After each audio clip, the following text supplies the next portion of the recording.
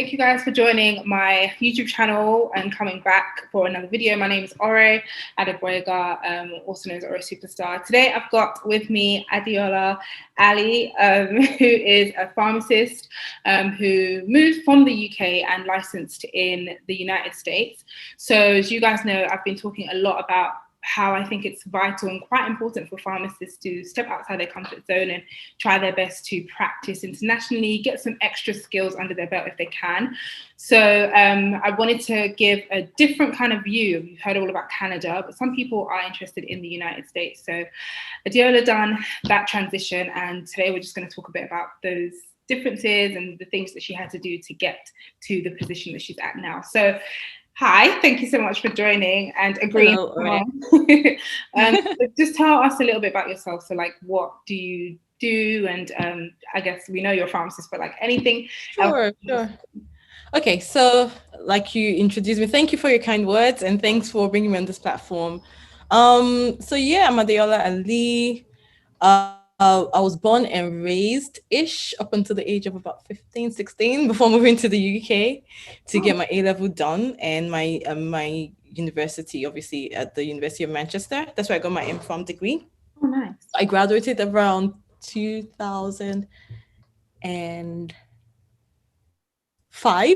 I graduated 2005 from University of Manchester. So I mean, my pharmacy practice in the UK was community 100%. So it was I was working in pharmacy, that is a pharmacy intern, pharmacy student, postgrad, whatever it was, from Tesco pharmacy to Boots to the co-op.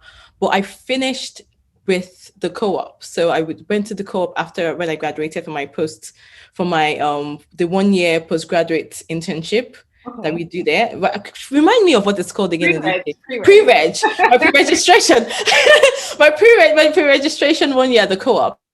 So after that, and I moved to London. So that was in London, actually, in Winterford. So after that, I got my own branch as well in Chingford. So I worked there for about 2 years. So I moved to the US, and then I'm now in Nigeria. Actually, like I'm the co-founder and CEO of One Health.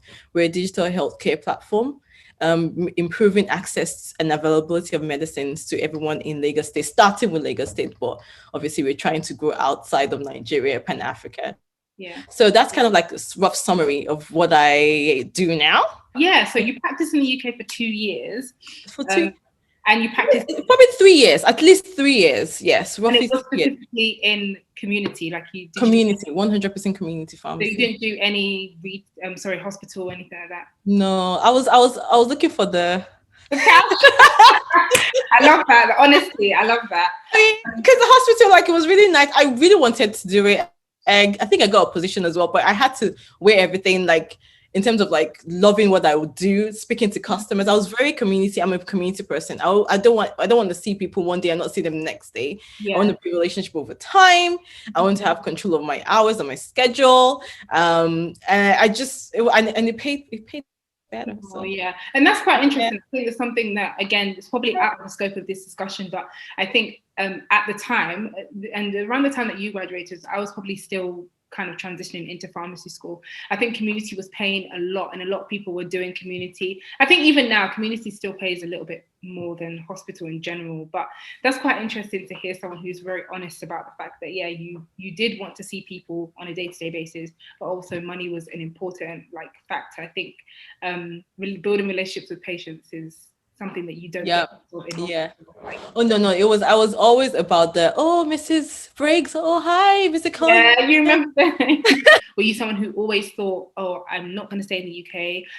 Or did something, because some people it's like family, like you meet someone or your family move and you decide to, so what kind of initiated your decision? Oh, it was for love. So I met my husband like when we went to, I don't know if you've heard that term, when you just get back. So we all went back to Nigeria for a wedding. Yeah. And then I met him there, and he's based in the States. So we started dating. We're in a long distance relationship for about 2.5 years. Oh, wow. And so, we got married, and then I moved. So obviously the process of deciding that, okay, this person, it sounds serious. Mm-hmm. We're really talking about, okay, how are we going to make it work together in the same location? So that whole prep started 1 year before So it was a deliberate, like I didn't go there to start to figure it out, right? Okay. It started well before I moved. So that was really the trigger. Yeah. That's quite a good point that you make there, because I get a lot of DMs. Even yesterday I got one, a girl saying that she wanted to move to Canada, and I noticed a lot of people do this. So they move and then start to kind of just like think about the process. And this is one of the reasons I remember I was telling you that I want to do so many things to give out information to people, because people don't realize how much time they could save from just knowing the steps before you move. Because I know that in some situations, maybe, you know, you're getting married in 2 months, there's nothing you can do, you have to kind of move. But it's good that you mentioned that it took you a whole year to. So in that year, were you like thinking about it, or were you actually like putting plans into place? Oh no, putting plans. Okay, so we're dating long distance for about a year and a half, and then so when it got to like the proposal or introduction family aspect, then it was very intentional. So we still have to. There's the equivalency certifications that you have to get, right? The ECE. So you have to, and for you to even get anything, called the ECE? It's called ECE. So there's ECE evaluation. So there's the ECE. So the evaluations, they want to evaluate that your degree is equivalent to whatever that you're going to need in the United States. And for you to get that equivalency, they have to do background check as well. So I had to go get police report from Nigeria. Wow, so they do that. I had to submit, I had to get original certificates for some of my, like my WIAC and stuff. I had to get all of that. I had to submit my transcript. So give me 1 second. So you said for your WIAC, but you didn't, that's like secondary school, right? That's not like, it's not like highest, is it university, A-level? No, yeah, that's secondary school. So I had to submit a lot of documents. Yes. I don't know what it is right now, obviously, because it changes. So you probably have to go in there and do the research themselves. But then I had to submit a lot of transcript. I had to submit my university transcript. I had to get police report that, because they're understanding that I'm trying to move from a different country. So it's like almost like an immigration situation. So I had to get all of that, and then I had to submit that. And so the EC evaluation of my documents, I think it took just like a month max. If they want some feedback, they will let you know. They'll tell you that in 5 to 7 working days, we're going to send you a letter to ask for more documentation or whatever it is. So that process. So once you get that fine, it's good to go, you're good to go, then you're eligible to test for the foreign pharmacy graduate examination. That's the FPGEs. Yes. When you say you submit this what's it called? EEC? ECE evaluation. Let me see if I'll send you the link. ECE evaluation. Yeah. Do you submit that? So say, for example, I want to move to like Maryland. Is it just one body you submit it to, or do you submit it to the specific states? So it's one body. It's one body for the United States. I think they've contracted it to them. They evaluate the paperwork and everything, and they'll give you the authorization to test. They forward that information to the Foreign Pharmacy Council, right, of the United States. So they give you like the number, your EC number, that you can use to apply to sit for your exams, right? So the next thing now is the foreign pharmacy examinations, right? Which is like your foreign pharmacy, your test of English, I think, and the actual like work, like foreign examination, like pharmacy. Pharmacy, yeah. Pharmacy. So I'm having to do pharmacy exams all over again, right? So you have to do that. So when you do that, then you can actually be an intern for 1,500 hours. So depending on the state where you want to get licensed, is that 10,000, 8,000, 1,500, and there's stipulations around, could it be 50 hours minimum, 50 hours maximum a week? Do you have to cover it over a year? For us, when I got my FPGEC certificate, which says that, okay, fine, my degree is equivalent to the American degree, which was because I was M.Pharm, right? And they are D.Pharm. That's especially why they're very strict about this, because it's like, because they're a Pharm D. Yeah, exactly. Because you're a doctor, they're doctors, and we're masters. Yeah. So when I moved there with that certificate, so that's what I can use to actually get internships. So I started to apply to different positions and sending, actually, because there's nothing pharmacy internships because it's like a cult of people that know each other, right? In the United States, you know people that know people. It's a process. You go to college, Your school helps you get internship, and there's a process that goes. Nobody sits outside of from foreigner from the UK trying to get job into the system that is out of cycle, right? Yeah. So I had to send emails to a lot of independent pharmacies. Yeah. Yes, and walk in there and say, and thank God I had my British accent there, so it was on point. Like my professional accent was British then. So when you speak British, even if they're not sure about my name, Adiola, like, who is this African child? So like I used my skill set, talked about the industry, talked about where I'm coming from, my added value. I was very, very concise and very clear about what I can bring to the organization. Yes. That was the way, and this was in Georgia, in Atlanta. Oh, nice. So after that, I actually had to move to so this is interesting. So I moved to Houston, to Texas. Wow. So when I completed that, right, it was time for me to sit for my exam. And now I had to transfer my internship hours to another state, which is another process. So you have to do that. They have to confirm that it's true, it's fine. And then after that, when I then transferred it, I then did my exams in Texas. So which exams are these? The exams are the NAPLEX exams. In NAPLEX MPJE law, and then NAPLEX regular exams, like your actual pharmacy exams. Yeah. Okay. So I had to do the law and the pharmacy, which was like 6 hours, 3 hours, 6 hours, 6 hours. Yeah, Sorry, 6 hours. Hours each. 6 hours. No, I think the law was maybe an hour and a half or 2. But the pharmacy exam 6 hours. Yeah, the Canadian one was 5 hours. For sure. Maybe it has changed right now. For sure, it was like it was that long. So that's quite interesting. I do have like a couple of questions just to kind of backtrack a little bit. So you did the kind of the pre I guess the equivalency exam, which is very similar to Canada. Like you have to do an equivalency to see if you're even fit to sit their regular exam. But what I noticed you mentioned is then you did an internship after that. So that's interesting because in Canada, the internship bit is right at the end. So with that internship, how did you know, like, because you said you sent emails around, is there any guidance on like, how to apply, where to apply? Do I apply to retail? Can I apply to hospital? Like, are those options available? I mean, obviously you want to utilize your network when you're trying to get internship. There's a likelihood that you're going to get something. Mm-hmm. If you're willing to get the pay cut, you have some support. So plan that for a year. There's not going to be any money. If you earn, great. But if you So did they all pay or they didn't pay? So mine paid, but it was really not much. But it was something. I think I was getting like $1,000 a month. That's okay. I mean, that's better than not getting anything. $1,000 a month compared to what pharmacists earn in the States. Yeah, exactly. So they're like, bingo. So to them, that's fine. I mean, of course, that'll be helpful for them. So they're open to onboard me. Yeah. So I'll say, obviously, utilize your network. So if you have people that work for retail chains, hospital, I don't know, just utilize. Because even when I finished my exams and everything, like all the jobs that I got, it wasn't from applying online. Not a single one. I think that's another thing that I find that's different. Applied online. It was my network.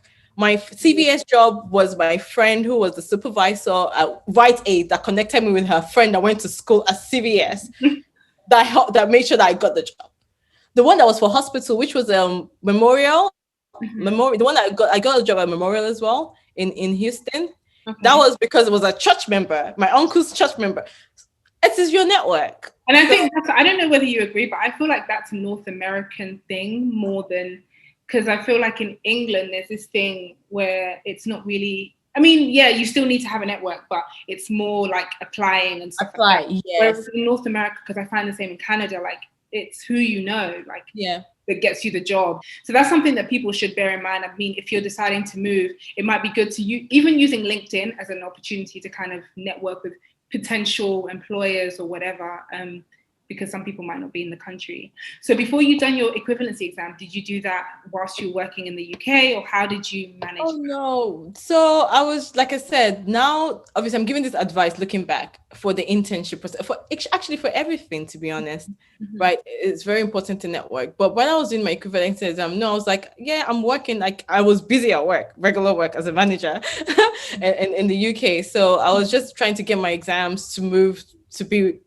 with my partner I wasn't really thinking about who was I gonna, because nobody is gonna even listen to you. They're very, okay, do you have papers to be here? They don't even want to speak to you. They're not even trying to listen to you that, oh yes, I'm trying to come in 2 years. It's not meeting there now. Right? So like I was focusing on my now, which was to pass my exams, and there were a series of exams, right? When I moved, allowed me to, because I was in the space where I could actually apply. I wasn't working, like I wasn't as busy back in the UK, and now I had all my papers. You moved first, and then you started the equivalency exams. No. I'd done the equivalency exam before moving. So I moved to get my internship. So the equivalency exam, everything like the English and whatnot. Did you write that in England, or did you? So I was in England, but I went to visit my. Oh, and you done it whilst I did when I was there. I can't remember though if you had to, because I think from one of it you had to do it in the United States. I don't know.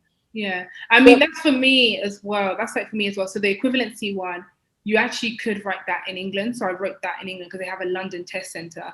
And then for because the clinical, the big, I guess you guys call it NAPLEX, we call it the MCQ and the qualifying QE. Yeah.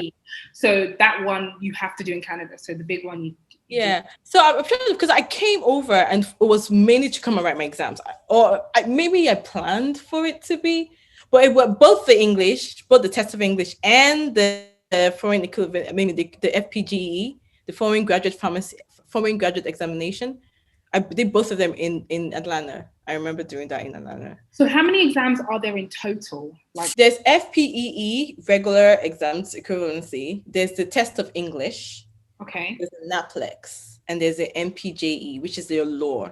Okay, and that changes from like state to state, right? Yeah, but you're always going to write a law exam, but it changes like the actual content of what they're going to question you on, like the actual is going to change from state. So if you decided at the time that you wanted to move to Maryland, you would have to write a different. Oh, absolutely. And in some states as well, like California and Florida, you have to take everything all over again, but NAPLEX and the law, because they're trying to dissuade people from going there.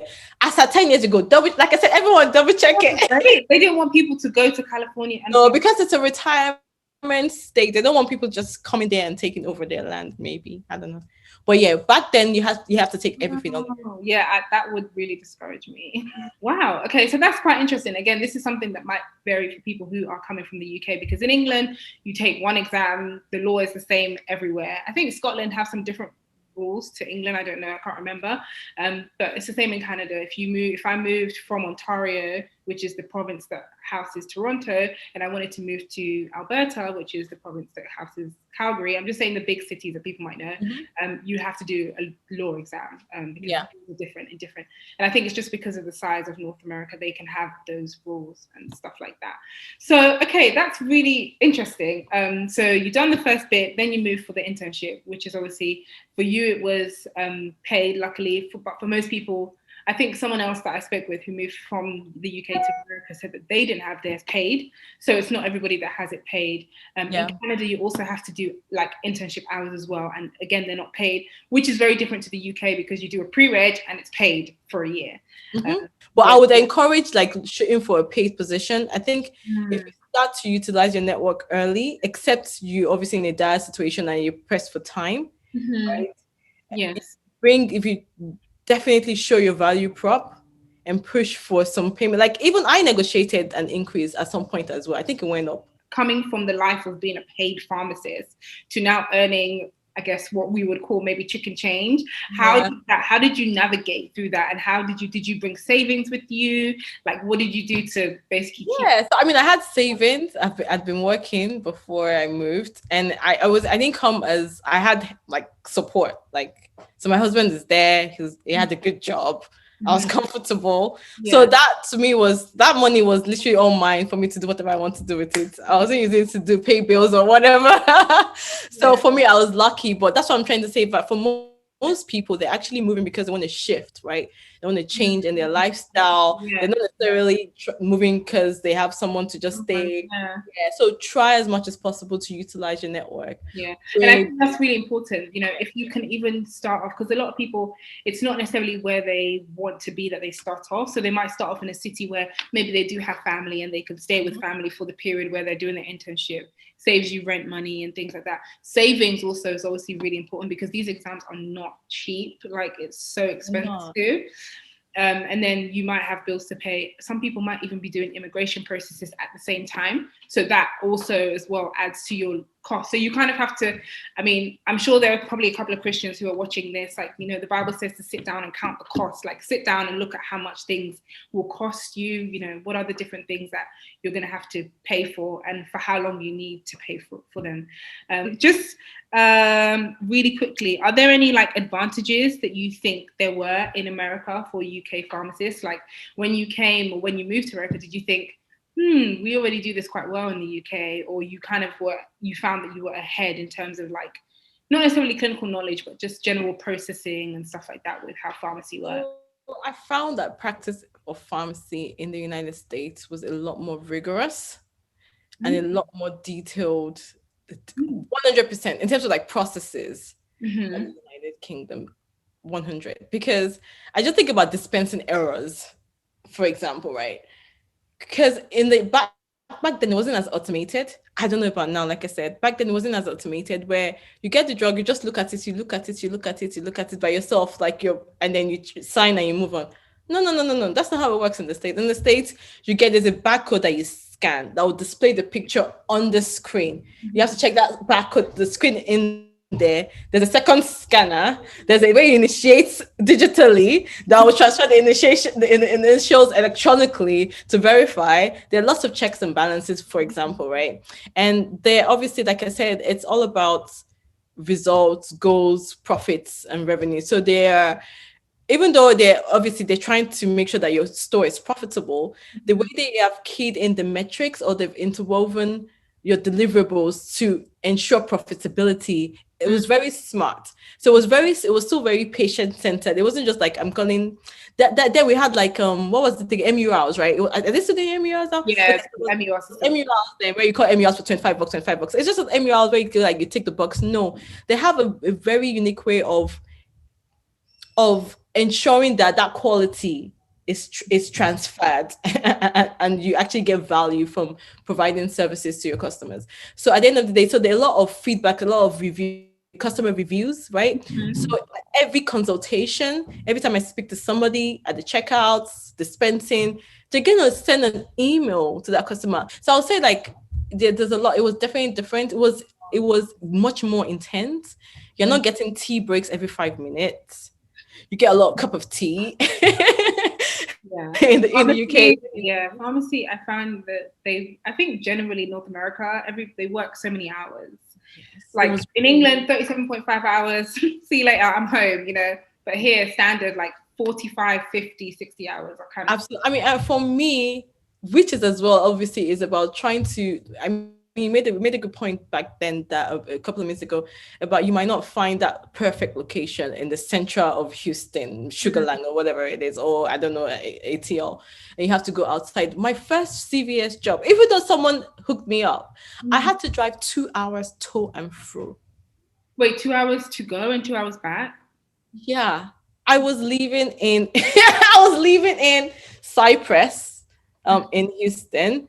And my store was in Lumberton.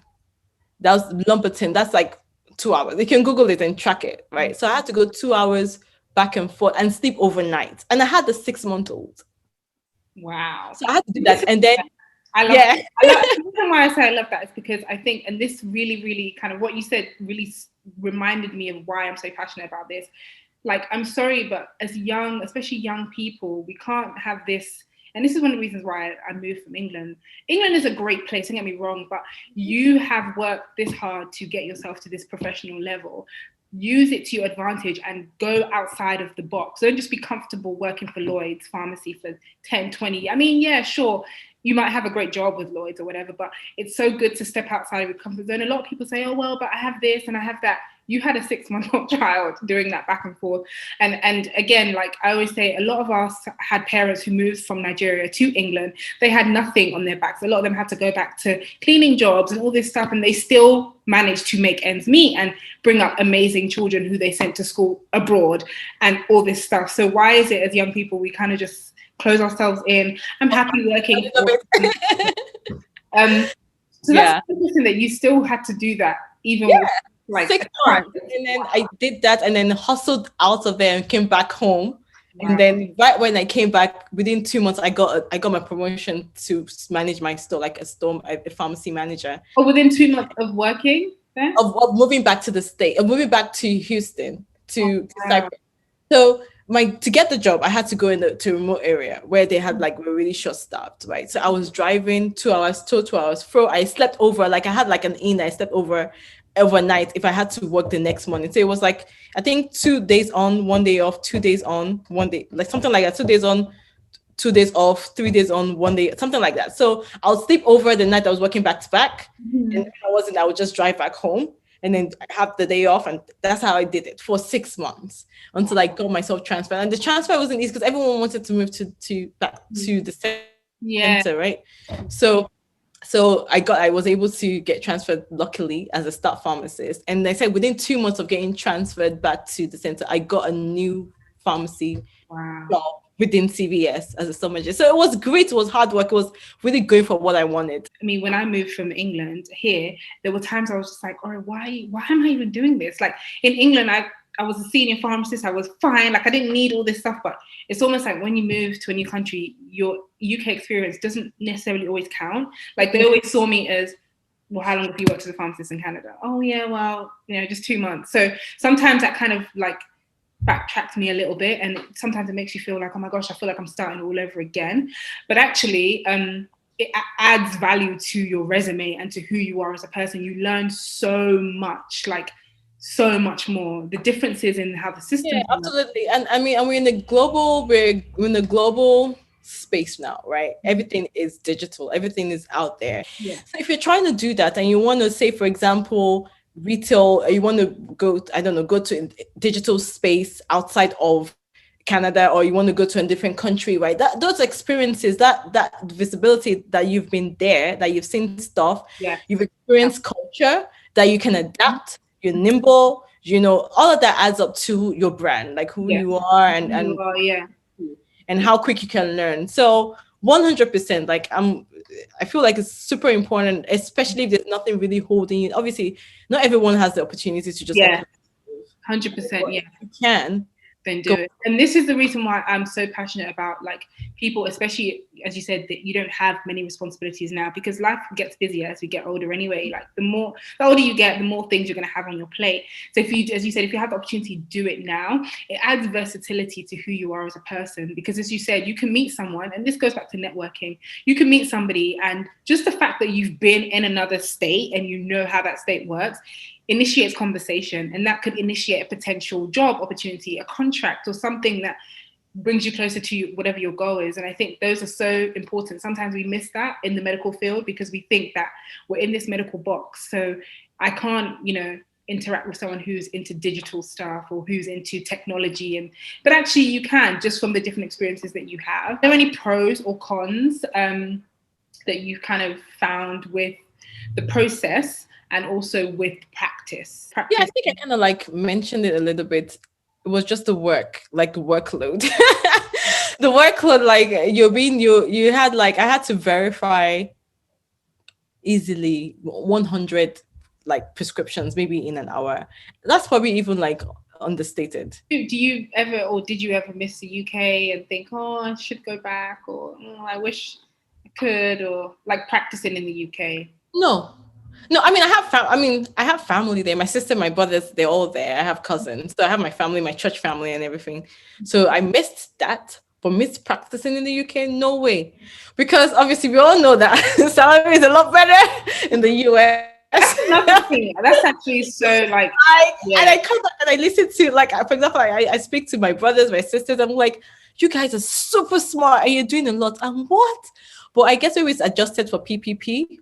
And the pounds maybe can go a lot further than maybe, I don't know what it is. That's another thing as well. Yeah, so it's adjusted for PPP, and that's why it's that low. But it was compared to what you would earn, right? Yeah, pharmacists definitely earn a lot more in North America in general. Easily times 3.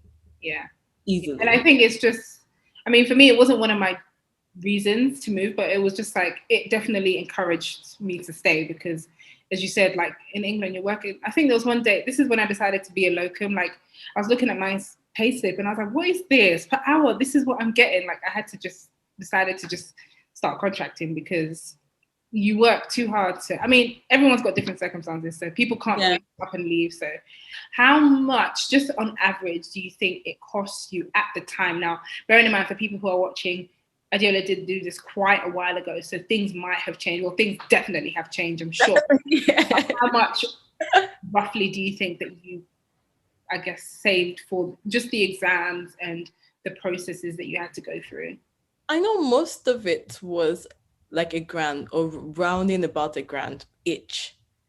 So I'll say the FPGEE was probably around that. Mm-hmm. The test of English, maybe not so much. Maybe that would be like 100 and something pounds ish. Mm-hmm. The NAPLEX was maybe about $1,500 or something like that. The 1,500. The law. This is in pounds, guys, not in. Okay, so $1,500 in dollars when I moved, but in pounds when I think it was all in dollars. Yeah, and then the law one will be very dependent on the states, which was like in a couple of hundreds, I think. Guys, go check it out. Yeah, between 3,000 to 5,000 USD. Yeah. Okay. How long did it take you? Because this is a question I get all the time. So, like, how long from the point of I want to license in the US to licensing? How long did the whole process take? Started the whole process 2011 January. That's when I got my equivalency exam, I think. So, and I qualified right after I gave birth in 2014. Okay, so 3 years. So about 3 years. But it can be shorter. Like you can literally do your foreign equivalency and say, bye, Felicia, and then move to the States. Yeah. And have your internship sitting ready for you because you've networked. Super great.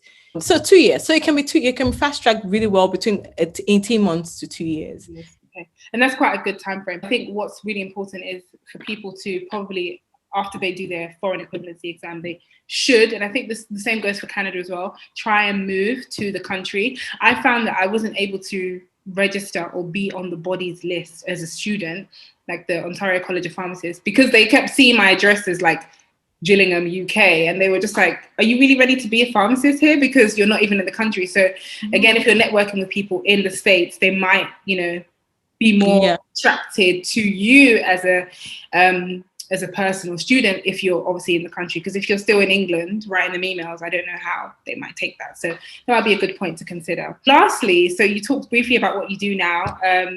Is there anywhere people can find more information about this? Is there a website you have, an Instagram page that people can go on to follow you, learn more about what you do? If they want to kind of interact with you, where can they find you? And so I'm the CEO and co-founder of One Health Nigeria, and we're a health tech company improving access and affordability of medicines.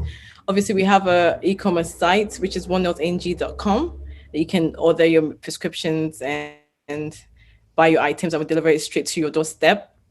But also, we do have a physical location in Lekki and a lab as well. So so you can follow us on One Health NG on all our social handles. You can definitely go online to place your orders. I'll put all the details in the description box as well, so you can follow and get involved, especially if you have any family or friends that are based in Nigeria as well, who need support and help with their health. Thank you so much for joining. I really, Thank you so much for having me. And